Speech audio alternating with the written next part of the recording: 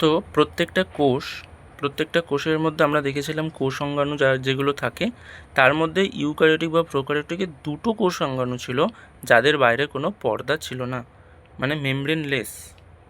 এখানে লিখেই দিই যে মেমব্রেন নেই, পর্দাবিহীন কোষ অঙ্গাণু।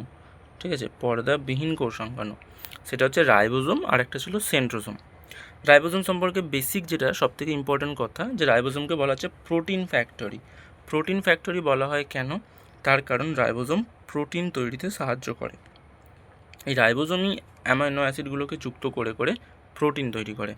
রাইবোজোম প্রথম কোন বিজ্ঞানী দেখেছিলেন? জর্জ প্যালাডে বলে একজন সায়েন্টিস্ট ছিলেন। তিনি 1953 সালে, মানে ভারতবর্ষ স্বাধীন হওয়ার 6 বছর পরে, ফার্স্ট অবজার্ভড ইন ইলেকট্রন মাইক্রোস্কোপে প্রথম দেখেছিলেন। আচ্ছা, রাইবোজোম কোথায় থাকে?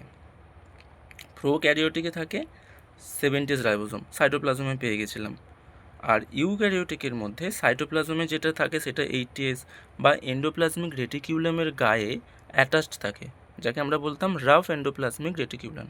মানে অমসৃণ এন্ডোপ্লাজমীয় জালিকা বা সাইটোপ্লাজমে 80s টাইপের রাইবোজোম থাকে, যেটা 60s আর 40s যুক্ত হয়ে তৈরি হয়।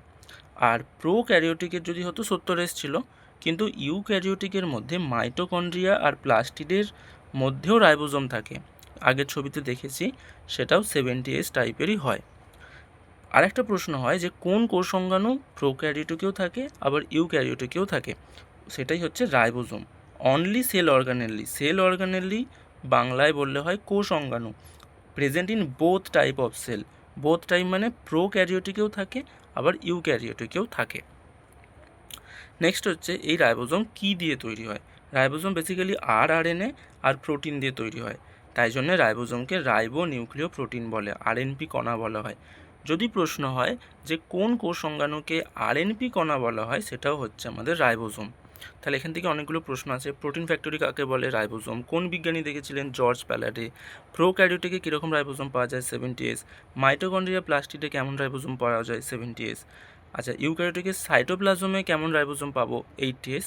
বা এন্ডোপ্লাজমিক রেটিকুলামের সঙ্গে যে রাইবোজোম থাকে সেটাও 80s টাইপের হয়। এবার গঠন, তাহলে রাইবোজোম দু প্রকার এখানে দেখতে পাচ্ছি, 70s আর 80s। তো 70s ribosome, 80s ribosome. 70s রাইবোজোমের দুটো ইউনিট থাকে, একটা 50s একটা 30s।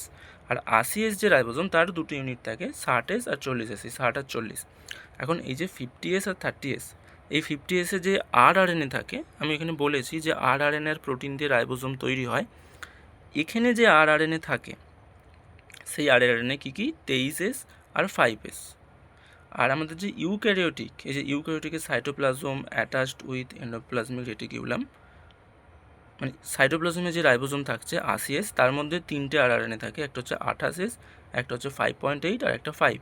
আর ছোটো ইউনিট তাতে আরআরএনএ 18s টাইপের থাকে। তাহলে এই যে রাইবোজোমের দুটো ইউনিটের মধ্যে এর বড় ইউনিটে কোন আরআরএনএ থাকে, এর বড় ইউনিটে কোন আরআরএনএ থাকে, এগুলো একটু ইম্পর্টেন্ট। নেক্সট হচ্ছে 5s rRNA common in both 70s and 80s। মানে এই যে 70s টাইপের রাইবোজোম, এখানেও 5s আরআরএনএ আছে, আবার এখানেও 5s আরআরএনএ আছে। তাহলে এই টাইপের যে আরআরএনএ, এটা কিন্তু কমন আরআরএনএ। তাহলে যদি প্রশ্ন আসে যে কোন টাইপের আরআরএনএ উভয় প্রকার রাইবোজোমে পাওয়া যায়, সেটা হবে আমার 5s আরআরএনএ। এবার একটা কথা, এই যে দুটো ইউনিট, এই দুটো ইউনিট কিন্তু এখন যুক্ত অবস্থায় দেখাইনি আমি, এরা যুক্ত অবস্থায় থাকেও না। যখন প্রোটিন তৈরি হবে, যদি সেলের মধ্যে প্রোটিন তৈরি হয়, সেই সময় কিন্তু এরা যুক্ত হয়। আর এদেরকে যুক্ত হওয়ার জন্য যে আয়ন সাহায্য করে সেটা হচ্ছে আমাদের Mg2+ আয়ন। এটাই বলা হয়েছে যে at time of protein synthesis, যখন প্রোটিন সিনথেসিস হবে, বোথ সাব ইউনিট জয়েন্টস, মানে 50s 30s জয়েন করবে, যুক্ত হবে, সেই যুক্ত হওয়ার সময় help of Mg2+ ion, magnesium ion help করবে। নেক্সট হচ্ছে রাইবোজোমাল ফ্যাক্টরি বলা হয় নিউক্লিওলাস। নিউক্লিয়াসের যে একদম সেন্টার তাকেই বলা হয় নিউক্লিওলাস, সেখান থেকেই কিন্তু রাইবোজোম তৈরি হয়, তাই জন্যে নিউক্লিওলাসকে রাইবোজোম ফ্যাক্টরি বলা হয়। আর একটা ইম্পর্টেন্ট, যে এই যে আরআরএনএ 23s আর 28, এরা কিন্তু এনজাইম বা আমি বাংলায় লিখি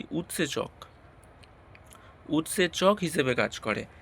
বাকি যত এনজাইম আছে তারা মূলত প্রোটিন হয়, কিন্তু ওই 23 আর 28 এই প্রকারের যে আরআরএনএ তারা উৎসেচক হিসেবে কাজ করে।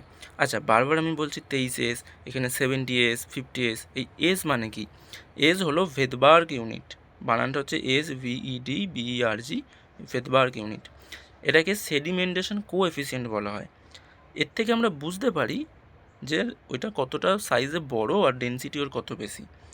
মানে একটা ইনডিরেক্ট মেজারমেন্ট, আমি এখানে কোথায় লিখেছি যে ইনডিরেক্ট মেজারমেন্ট। এটা মানে আমি বলতে পারবো যে 70S আর 80Sএর মধ্যে অবশ্যই এই যে 80Sটা সাইজে একটু বড় হবে এবং এটির ডেনসিটিও একটু বেশি হবে। তাহলে মূলত এখান থেকে যে কোশ্চেনগুলো উঠে আসে, প্রোটিন ফ্যাক্টরি কাকে বলা হয়? রাইবোজোম। কোন বিজ্ঞানী? জর্জ প্যালাডে। কোথায় থাকে? কয় প্রকার ও কী কী আসতে পারতো?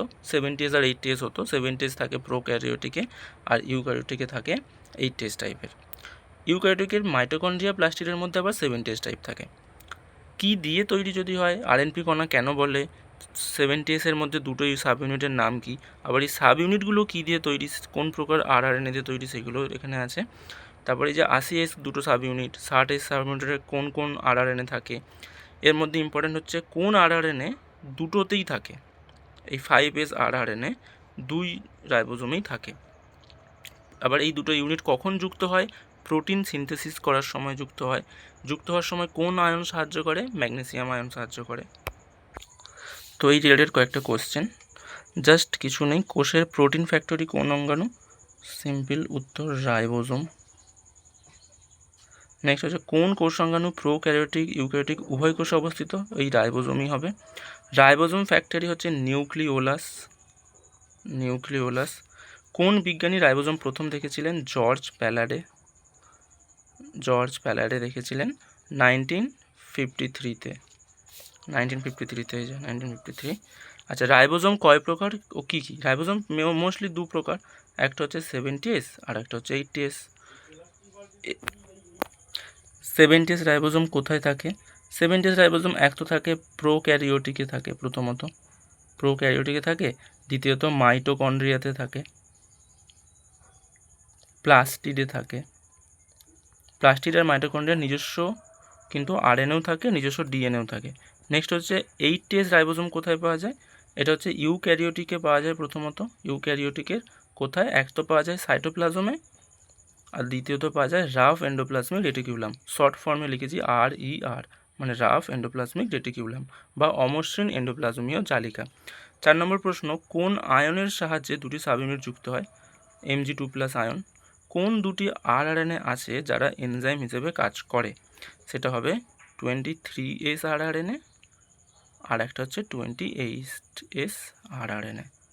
আচ্ছা, আর একটা প্রশ্ন হতে পারত যে কোন আরআরএনএ 70S ও 80S দুটিতেই উপস্থিত? তাহলে উত্তর আসতো 5S আরআরএনএ। ব্যাস এই কটা প্রশ্ন হতে পারে। তো এটাই হচ্ছে ফাইনাল নোটস।